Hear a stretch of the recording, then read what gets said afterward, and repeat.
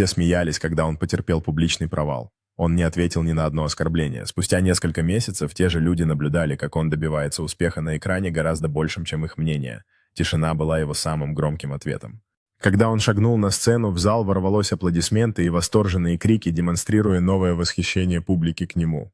На фоне заката широкой панорамой виден городской пейзаж, символизирующий путь, который он проделал от провала до успеха.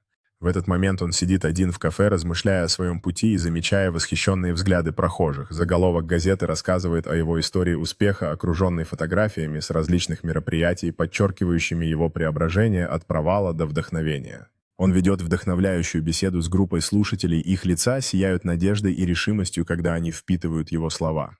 Панорамный вид на общественное событие, где мужчину чествуют с баннерами, отмечающими его достижения, и разнообразной публикой, собравшейся поддержать его.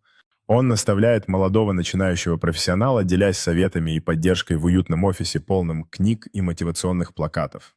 Эмоциональная сцена возвращения, где мужчина обнимает старого друга, который поддерживал его в трудные времена, запечатлевая момент благодарности и товарищества.